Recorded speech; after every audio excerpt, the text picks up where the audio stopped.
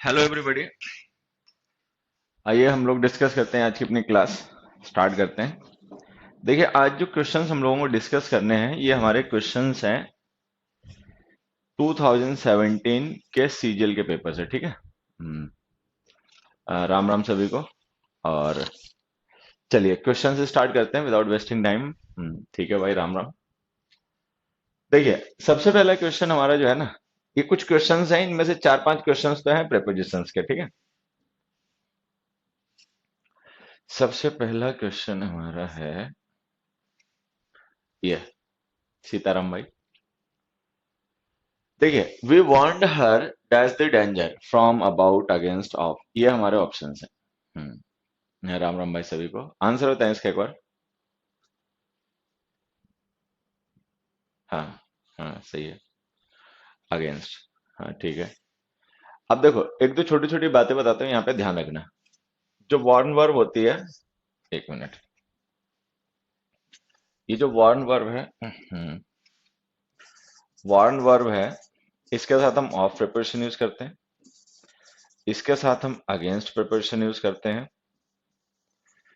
इसके साथ हम फॉर प्रिपरेशन भी यूज करते हैं। ठीक है। हाँ, हाँ। तो इसके साथ हम फ्रॉम यूज करते हैं। देखो एक बार समझ लो, ऑफ यूज करते हैं, अगेंस्ट यूज करते हैं, फॉर यूज करते हैं। ठीक है। अब कब यूज करते हैं, कौन सी प्रिपरेशन, समझना। वार्न ऑफ का मतलब होता है टू इन्फॉर्म समबडी। ठीक है।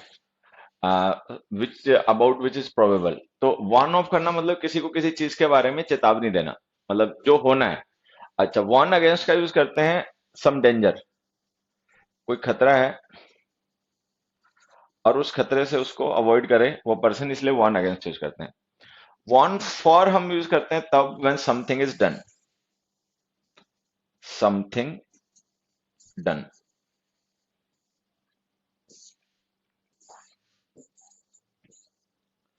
अब ये हमें समझना है। हाँ, वार्न फॉर का मतलब, मान लो किसी पर्सन ने कोई गड़बड़ की है, मिस्टेक की है, और हमने उसको वार्निंग दी है, जो वो काम कर चुका है उसके लिए, तो हमें फॉर लिखना पड़ेगा।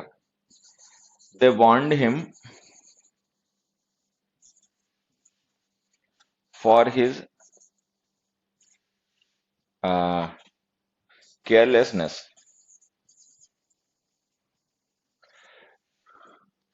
ठीक है। अब कोई पर्सन है, जैसे मान लो उसने किसी चीज को लेकर गड़बड़ की है या वो केयरलेस है, तो हमने वो उसने कोई काम किया केयरलेस का, उसकी वजह से हमने उसको वार्निंग दी। वार्न का मतलब वार्निंग देना भी होता है। ठीक है। तो हम लिख देंगे the warn him for his carelessness, तो इसका मतलब ही डिड इट फर्स्ट, उसने कुछ ऐसा पहले किया केयरलेसनेस वाला जिसकी वजह से हमने उसको वार्निंग दी, तो आ गया वार्न फॉर। अच्छा, वार्न अगेंस्ट का मतलब जब कोई डेंजर हो, जिस चीज से किसी पर्सन को खतरा हो। ठीक है। तो जैसे ये लिखा ना डेंजर, वो यहाँ पे तो खैर अगेंस्ट ही आएगा, बाकी भी समझ लो।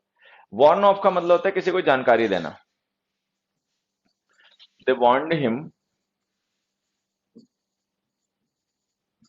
Of sharks in the sea. कोई लोग मान लो सी में नहाने जा रहे हैं या फिर घूमने जा रहे हैं, तो उनको पहले से वार्निंग दे दी गई, किस चीज के बारे में दे दी गई, of the sharks in the sea, कि सी में जो है वो शार्क्स पाई जाती है वहां पे। ठीक है। Good evening Om Singh. तो they warned him of sharks in the sea, तो इसका मतलब वार्न ऑफ का मतलब होता है किसी को इंफॉर्मेशन देना। ठीक है। वार्न फॉर का मतलब होता है किसी को वार्निंग देना ऐसे काम के लिए जो वो कर चुका है। और वार्न अगेंस्ट का मतलब होता है किसी खतरे वगैरह को लेकर किसी को कॉशियस करना। ठीक है। तो ये जो द डेंजर लिखा ना, यहाँ पे हमारा आंसर आ जाएगा अगेंस्ट, ये हो गया। ठीक है। उसके बाद इसमें आ जाओ, we all laughed dash the affair. We all laughed dash the affair. इसका देखो ऑप्शन क्या क्या होता है। जैसे हमने लिखा laugh at, laugh about, laugh over, ये कॉमन फ्रेजल वर्ब्स हैं लाफ की, इनका हमें ध्यान रखना है। ठीक है। अबाउट है इसमें ऑप्शन में। ठीक है। हाँ। अब देखो इसमें क्या होता है, लाफ एट का मतलब होता है ridicule somebody, ridicule.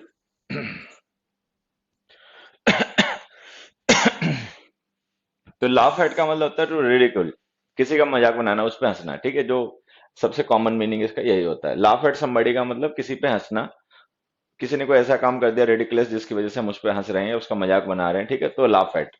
Laugh about का मतलब होता है सम मैटर, कोई मामला है जिसके बारे में थे, they laughed about his funny behaviour, they laughed about his funny behaviour, ठीक है। लाफ अबाउट सम मैटर, कोई मैटर वगैरह है तो उसका, नहीं नहीं नहीं बेटा, कोई मूड खराब नहीं है, पता नहीं थोड़ा सा गले में दर्द है, मूड कोई खराब नहीं है, ठीक है। तो लाफ अबाउट का मतलब होता है टू सम मैटर, कोई मैटर है उसके बारे में अगर बात कर रहे हैं लोग और उसके बारे में हंस रहे हैं, ठीक है। So they laughed about their trip.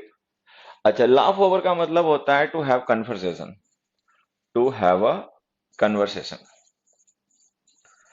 To have a conversation. Laugh over something का मतलब किसी बात को लेकर, किसी चीज को लेकर बातचीत करना, कन्वर्सेशन करना, ठीक है। तो ये इसका मतलब होता है। लाफ ओवर का मतलब टू हैव अ कन्वर्सेशन, किसी चीज को लेकर बातचीत करना, ठीक है, आपस में। और लाफ अबाउट का मतलब किसी मामले को लेकर हंसना, ठीक है। लाफ एट का मतलब होता है टू रिडिकुल, किसी का मजाक बनाना, उसको मतलब उसमें हंसना, ठीक है, उसको शर्मिंदा करने के लिए, ह्यूमिलिएट करने के लिए, किसी भी पर्पज से, तो ये मीनिंग होते हैं। अब अगर हम मीनिंग समझ लें तो देखो, भी लिखा we all laughed dash the affair, मतलब कोई मामला था उसको लेकर इन लोगों ने बातचीत की, ठीक है। तो अब यहाँ पे क्या हो गया, एक तो फॉर तो खैर गलत है, ये तो हटाओ, ऑन तो किसी तरीके से भी आना नहीं है, ठीक है। अब हमारे पास दो ऑप्शन है, या तो अबाउट है या ओवर है, और हमें पता है दोनों ही जस्टिफाई हो सकते हैं। अगर हम लाफ ओवर लिखेंगे तो इसका मतलब हो जाएगा कि वी हैड अ डिस्कशन और we had a conversation about the affair, कि वो कोई मामला था। क्या विक्स की गोली लो, खिच खिच दूर करो, हाँ ठीक है, विक्स की गोली लूंगा। हाँ, तो इसमें पता है क्या, अगर हम लाफ ओवर लिख देंगे तो इसका मतलब हो जाएगा we all laughed over the affair, कि वो जो अफेयर था, जो मामला था, हमने उसके बारे में कन्वर्सेशन किया, ठीक है, हल्का फुल्का लाइट कन्वर्सेशन किया। अबाउट लिख देंगे तो इसका मतलब वो जो अफेयर रहा होगा उसके बारे में इन लोगों ने हंसा होगा, मजाक बनाया होगा उस अफेयर का। अगर किसी पर्सन का बनाया तो एट, किसी मामले का बनाया तो मैटर। अब इस सिचुएशन में ये दोनों जस्टिफाई हो सकते हैं। अब वैसे तो मैं तो कहूंगा इनमें से कोई भी लिख दो, हालांकि मुझे लगता है पेपर में क्वेश्चन आया तो उन्होंने आंसर इसका ओवर दिया था, लेकिन ये दोनों सही हो सकते हैं, ये भी और ये भी, ठीक है। तो अबाउट भी आंसर हो जाएगा और ओवर भी आंसर हो जाएगा, मीनिंग इनके हमें समझने हैं, ठीक है। इस तरीके के जनरली क्वेश्चन आने नहीं चाहिए, लेकिन ये पेपर में आते हैं तो क्या करते हैं, किसी मैगजीन से इन्होंने क्वेश्चन ले लिया, किसी ऑनलाइन पोर्टल से, न्यूज पोर्टल वगैरह से कोई क्वेश्चन उठा लिया। अब उसमें क्या होता है, न्यूज में जैसे आर्टिकल छपा है तो उस आर्टिकल में सेंटेंस यूज हुआ है, तो वहां पे तो उसका कॉन्टेक्स्ट दे रखा होता है कि किस बारे में बात हो रही होती है, ठीक है।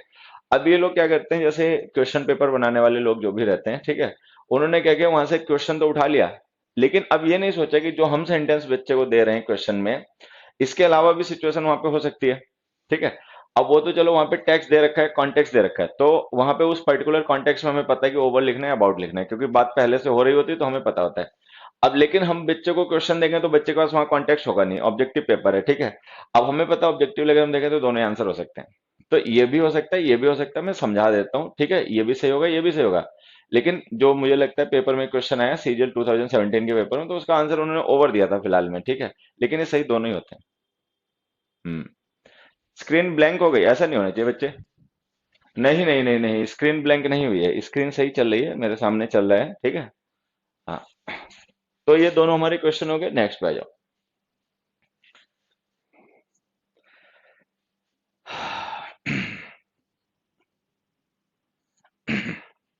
देखो, the chairman as well as the members dash to blame for this misfortune, ठीक है, इसका आंसर बताओ एक बार। ये आसान क्वेश्चन है वैसे सबसे ज्यादा।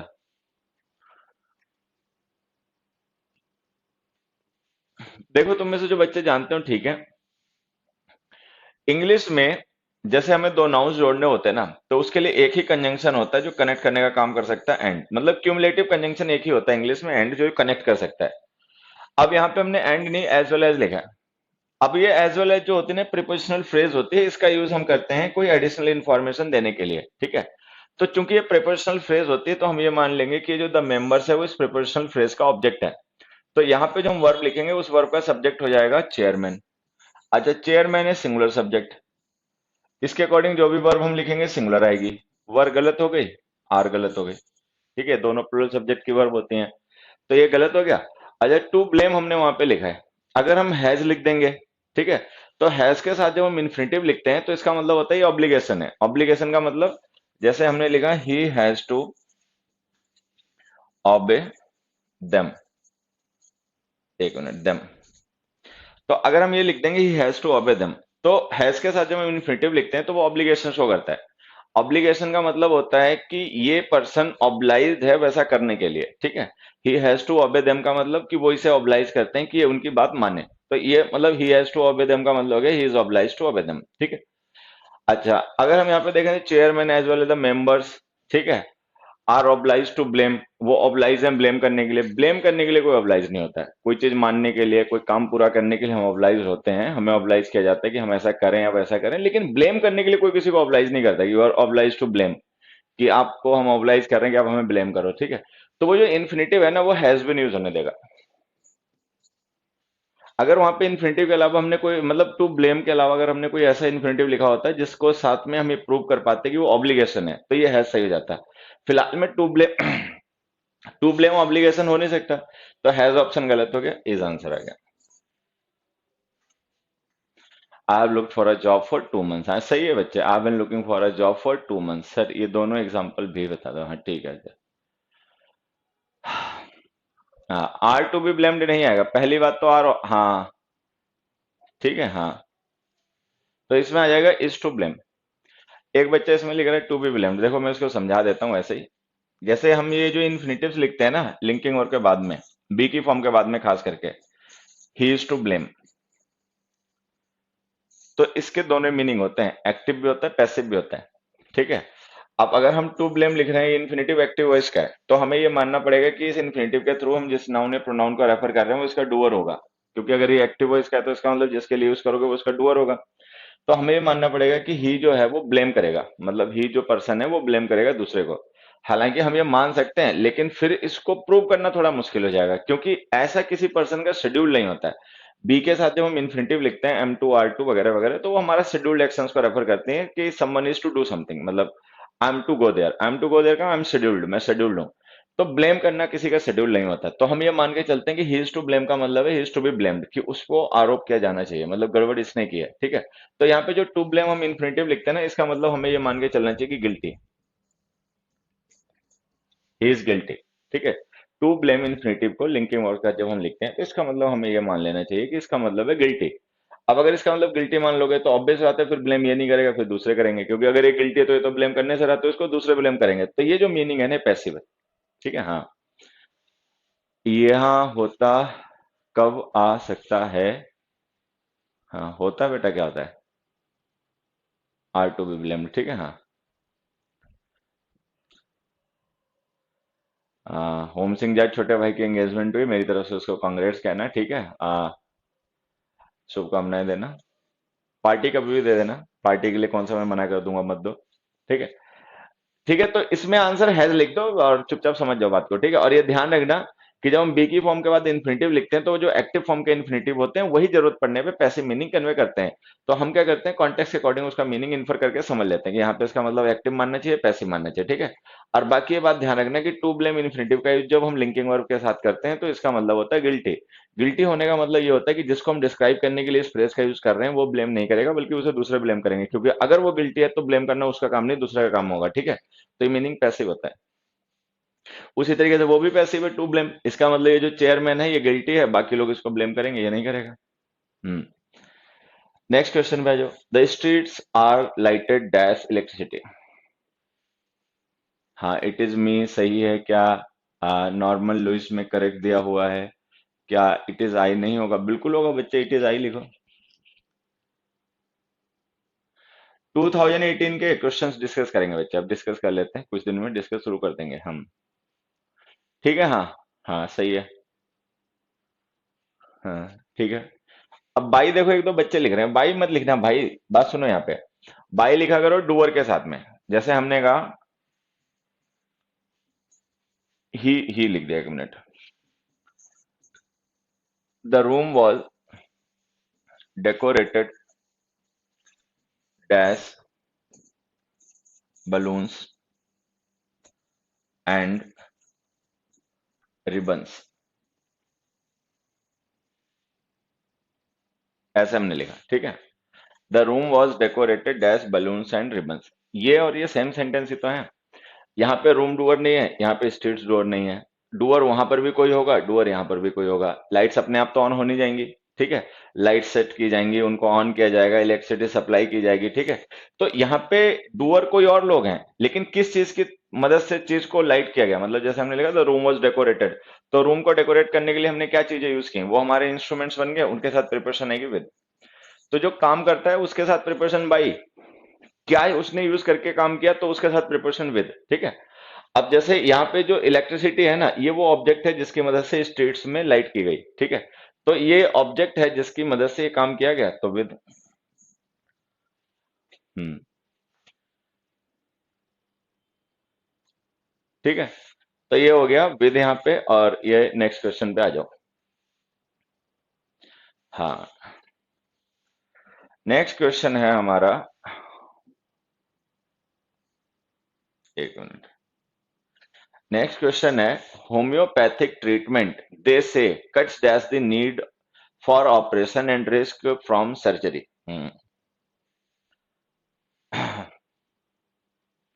इसका आंसर बताओ। होम्योपैथिक ट्रीटमेंट दे से cuts dash the need for operation risk from surgery. Surgery.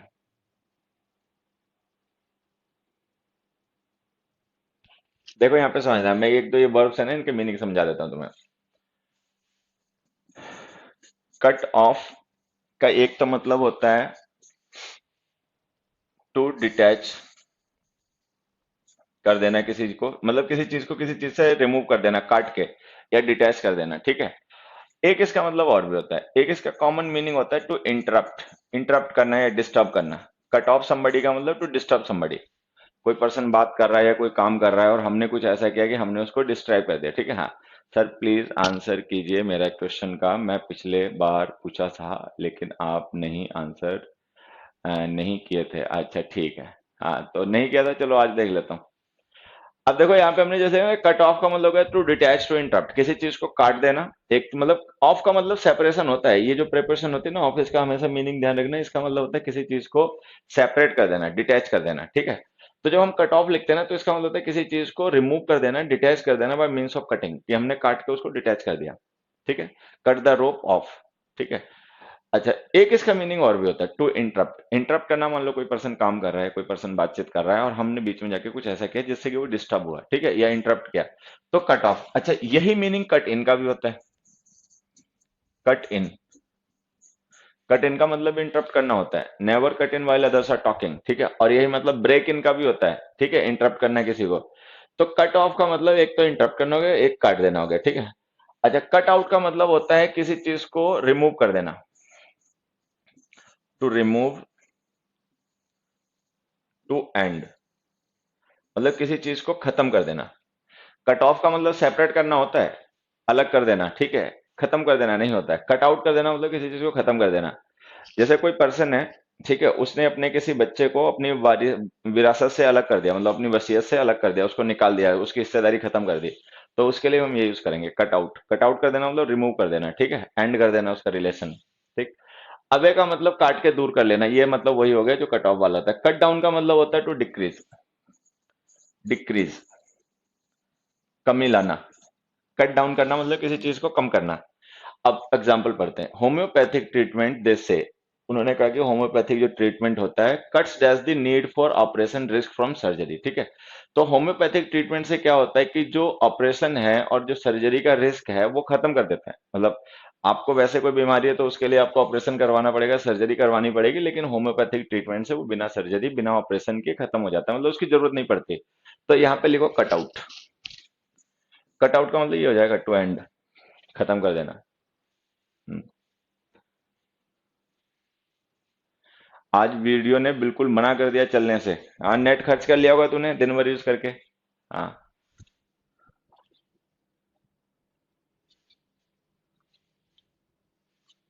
मैं देखो अपने फोन में चला के देखता हूँ अभी। वैसे तो सामने स्क्रीन पे चलता रहता है, टीवी पे ये वीडियो तो दिखते रहता है। फोन पे चला के देखता हूँ। हाँ, सही चल रहा है मैं बच्चा। देखो अपने फोन में चला है। सही है। ठीक है। तो इसमें लिख दो कट आउट, होम्योपैथिक ट्रीटमेंट जैसे कट्स आउट द नीड, मतलब जो ऑपरेशन सर्जरी की जरूरत होती है उसको खत्म कर देता है। कट आउट कर देना मतलब टू एंड, ठीक है। हाँ, डाउन का मतलब कम कर देना होता है। जरूरत को कम कैसे कर दोगे? मान लो ऑपरेशन की जरूरत, या तो ऑपरेशन होगा या नहीं होगा, उसमें कमी क्या लाओगे? हाँ। हम्म। हाँ ठीक है। वीडियो इंटरप्ट हो रही है, मेरे तो सही चल रहा है। नेक्स्ट में आ जाओ। My friends fail to see why I should ride the dash horse just because I have won a prize. देखो ये तुम लोगों ने पढ़ा होगा, ये एक इडियम होता है, राइड द हाई हॉर्स, ठीक है। राइड द हाई हॉर्स एक इडियम होता है, और इस इडियम का मतलब होता है to behave in a superior manner. इस तरीके से बिहेव करना कि हम दूसरों से सुपीरियर हैं।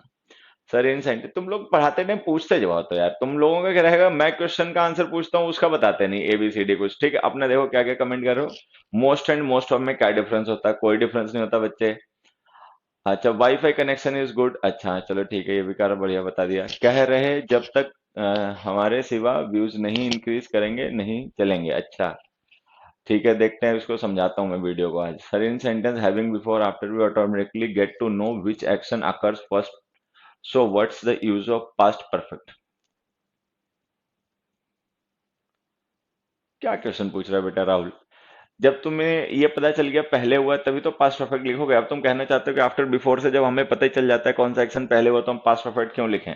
तो पहले हुआ इसलिए तो पास्ट परफेक्ट लिखेंगे। कई बार दिमाग ज्यादा भी चल जाता है। हाँ, superlative without the, for example India largest. हाँ बिल्कुल बच्चे, मान लो हमने किसी नाउन के साथ पजेसिव केस का डिटरमिनेंट लिख दिया। अब जैसे इंडियाज लिख दिया तो ये पजेसिव केस आ गया। अब अगर ये पजेसिव केस यूज कर लिया सुपरलेटिव डिग्री के साथ में तो नाउन नहीं, आर्टिकल नहीं यूज होगा ना। अब ठीक है, फिलहाल मैं ये सारी चीजें अगली क्लास में डिस्कस कर लेंगे, अभी इनके आंसर बता दो, ठीक है। तो जो राइड द हाई हॉर्स हमने लिखा ना, एक इडियम होता है, और राइड द हाई हॉर्स का मतलब होता है to behave in a showy manner और सुपीरियर मैनर। मतलब इस तरीके से बिहेव करना, इस तरीके से शो करना कि हम बाकियों के मुकाबले सुपीरियर हैं, ठीक है। तो अब चूंकि ये इडियम में हाई एडजेक्टिव यूज होता है तो वही लिख लो, to behave in a high superior manner. तो इसमें आंसर आ जाएगा हाई। नेक्स्ट देखो।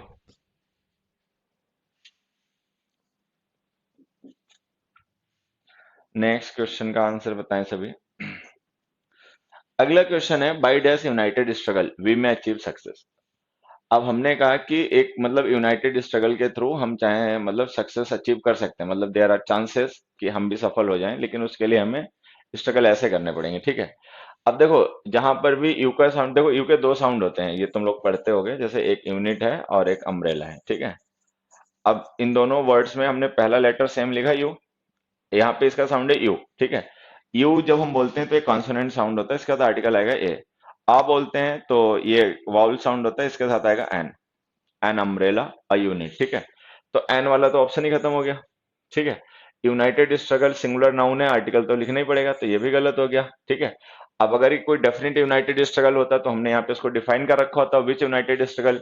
अब चूंकि इन लोगों को अभी सफल होना है तो इनको मिलके साथ में काम करना है, तो अभी तो ये काम करेंगे, जब स्ट्रगल एक बार हो जाएगा फिर बाद में हम उसको डिफाइन भी कर लेंगे विच स्ट्रगल।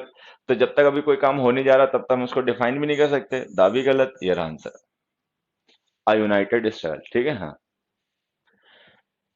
नेक्स्ट में आ जाओ। She fear that she dash, answer बताओ इसका। She feared that she dash.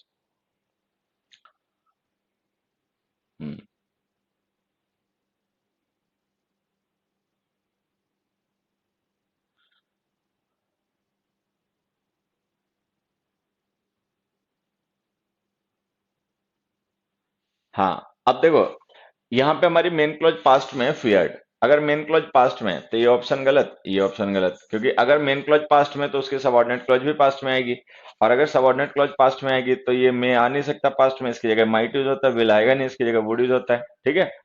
अच्छा, अगर हम माइट लिखेंगे तो माइट हैव लिख देने से इसके बाद में थर्ड फॉर्म आएगी, ठीक है। ये फेल फर्स्ट फॉर्म है। होता क्या है, हैव की कोई भी फॉर्म जब यूज करोगे और उसके बाद कोई दूसरी वर्ब लिखोगे तो हमेशा थर्ड फॉर्म में लिखना, ठीक है। तो ये फेल आएगा नहीं, है गलत हो जाएगा, ये रहा आंसर, ठीक है। अच्छा, अ, हाँ बाकी बस यही है, ये तो गलत हो ही जाना है, परफेक्ट फॉर्म नहीं लिखी है, और मे और विल पास्ट में यूज होंगे, नहीं तो वुड आंसर आ गया, तो वुड फेल हमारा आंसर हो गया। नेक्स्ट क्वेश्चन देखो।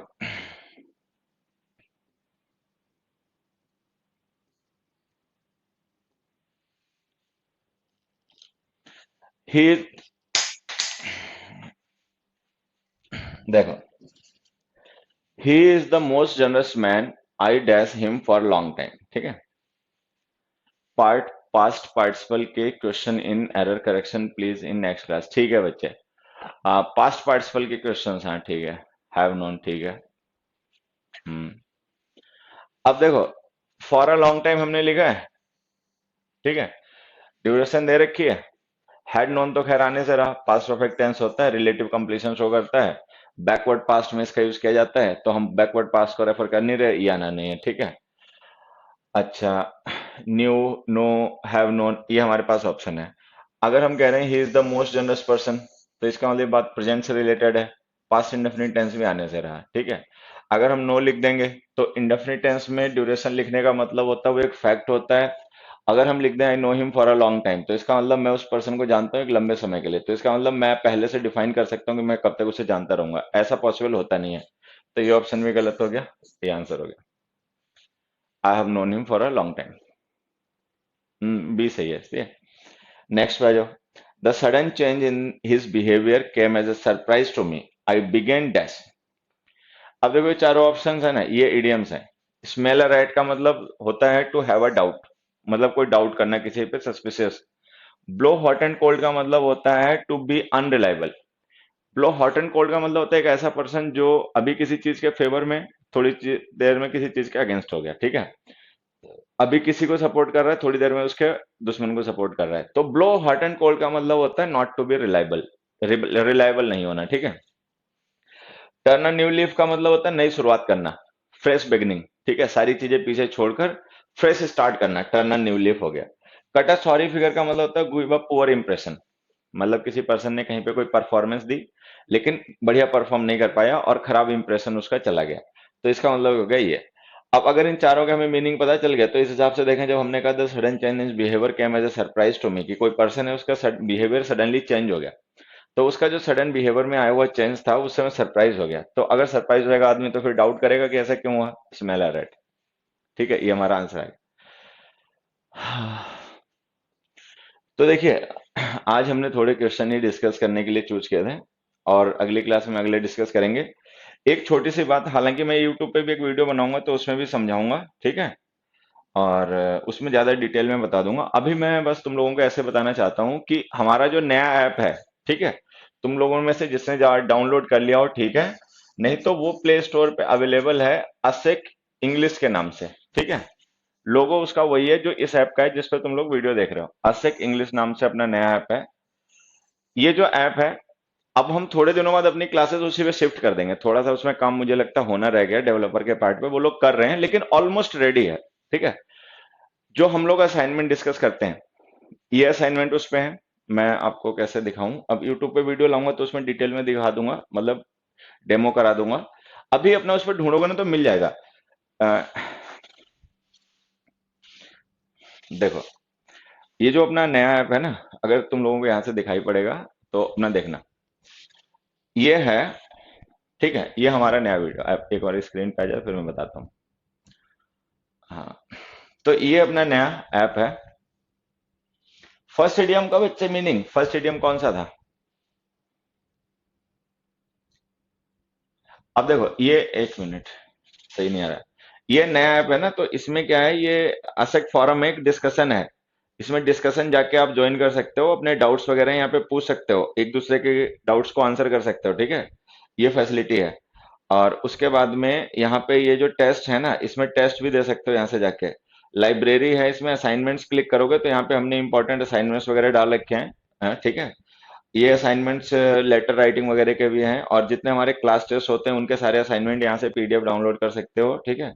और रेगुलर वर्ब्स, इरेगुलर वर्ब्स के इंपॉर्टेंट क्वेश्चन दे रखे हैं, सीपीओ प्री के जितने क्वेश्चन है ना हम लोगों ने डिस्कस किए थे क्लास में, वो सारे इस पे दे रखे हैं। और भी मतलब रेगुलरली इस पे अपडेट होते रहते हैं, तो अब ये ऐप आगे से यूज करेंगे, और ये अपनी क्लासेज है ना, इस पे ये थोड़ी देर में हम वो मतलब कर देंगे, क्या नाम, शिफ्ट कर देंगे। हाँ, सेम आईडी पासवर्ड से नहीं हो रहा है, आप अपना नया साइन अप कर लो उस पे। हाँ, नया साइन अप करना पड़ेगा। हाँ, ये ध्यान रखना, वो नया ऐप है, ठीक है, और उस पे नया साइन अप करना पड़ेगा। कट अ सॉरी फिगर का मतलब बच्चे होता है to give a poor impression, कोई काम अच्छे से नहीं कर पाना जिससे कि लोग हमसे इंप्रेस ना हो, खराब इंप्रेशन चला जाए, इसका मतलब ये होता है। तो ये जो अपना नया ऐप है ना, असेक इंग्लिश, अब इसको डाउनलोड कर लेना, क्योंकि ये क्लास हफ्ते दो हफ्ते में उसी पे पहुंचा देंगे और उसी पे अपलोड किया करेंगे। उस पे असाइनमेंट्स वगैरह भी हम लोग अपलोड करते हैं, उस पे आपको असाइनमेंट की भी परेशानी ढूंढने की नहीं होगी, सारे सिस्टम से मिलेंगे, सारे इंपॉर्टेंट असाइनमेंट जो भी हैं बच्चों को चीजें आनी चाहिए उसी पे। फ्री लेक्चर्स के भी कुछ वीडियो डाल रखे हैं, भी और भी उस पे पढ़ेंगे वीडियोस, ठीक है, पेड कोर्सेज भी खैर हैं, वो तो बने रहेंगे उस पे।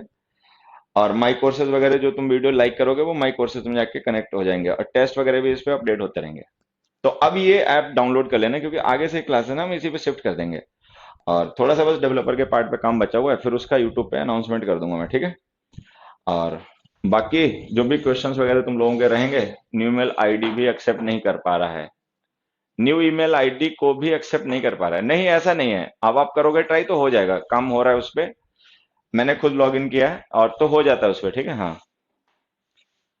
और एनकॉम सी इज एंडेड टिल 29 जुलाई, हाँ ठीक है, 29 जुलाई को तो बहुत टाइम है, तब तक अपना निपटा लो सारे रिवीजन रिवीजन, ठीक है।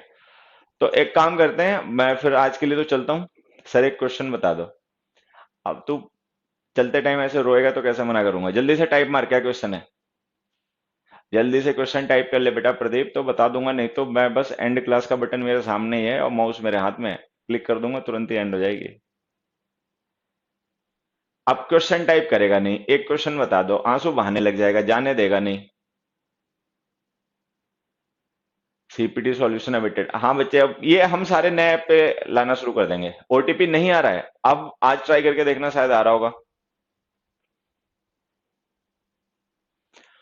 नया साइन अप पे हमारा कोर्स कैसे आएगा, वो बाद में करवा दूंगा, जब हम उस पर शिफ्ट करेंगे तुम लोगों को एक्टिव करवाएंगे। अगर लिंकिंग वर्ब के बाद पास्ट पार्टिसिपल लिखते हैं, अच्छा ये क्वेश्चन है, अगले, ये क्या क्वेश्चन है सर, बारिश है क्या, हाँ हाँ बारिश अब थोड़ी बहुत तो हुई है इधर। अबे इसे क्वेश्चन पूछने ही नहीं, पागल बना रहा है ससुर। चलो एक काम करते हैं, आज के लिए बाय करते हैं, अगली क्लास में आके बताऊंगा। अब तो क्या वो पैसिव मीनिंग कन्वे करता है, कौन सा बेटा, पास्ट पार्टिसिपल। हाँ, एक मिनट, इसका क्वेश्चन क्या है, अगर लिंकिंग और के बाद पास्ट पार्टिसिपल लिखते हैं, हाँ बच्चे, लिंकिंग और के बाद पास्ट पार्टिसिपल लिखोगे तो पैसिव मीनिंग ही कन्वे करेगा, या तो स्टेट डिस्क्राइब करेगा, और अगर कोई डूअर है तो पैसिव मीनिंग कन्वे करेगा। जैसे हमने लिखा था चेयर इज ब्रोकन, अब होता क्या, ब्रेक वर्ब जो होती है वो डूइंग हैपनिंग दोनों ही होती है, तो उसको हम पैसिव वर्ब मान सकते हैं और उसके स्टेट भी मान सकते हैं। लेकिन जो वर्ब केवल डूइंग होती हैं उनको जब पास्ट पार्टिसिपल बनाओगे तो वो पैसिव मीनिंग ही कन्वे करेंगी, ठीक है। अब मान लो कुछ वर्ब्स ऐसी होती हैं जो डूइंग हैपनिंग दोनों ही होते हैं, उनको अगर पास्ट पार्टिसिपल बना दोगे, ठीक है, तो हो सकता है कि वो वहां पे पैसिव मीनिंग ना भी कन्वे करें, वो स्टेट डिस्क्राइब करें, ठीक है। लेकिन अगर कोई वर्ब केवल डूइंग होती है तो उसको जब पास्ट पार्टिसिपल बना के लिखोगे, चाहे लिंकिंग वर्ब के बाद लिखो बच्चे, चाहे कहीं भी लिखो, उसका मीनिंग पैसिव ही होगा, ठीक है। और बाकी अब तेरे क्वेश्चन का आंसर हो गया, आज के लिए बाय, अगली क्लास में मिलेंगे तो और बातें करेंगे, ठीक है। तब तक अपना रिवीजन करो, प्रैक्टिस करो, अच्छा पढ़ो, अच्छे लोगों के साथ करो, और बाकी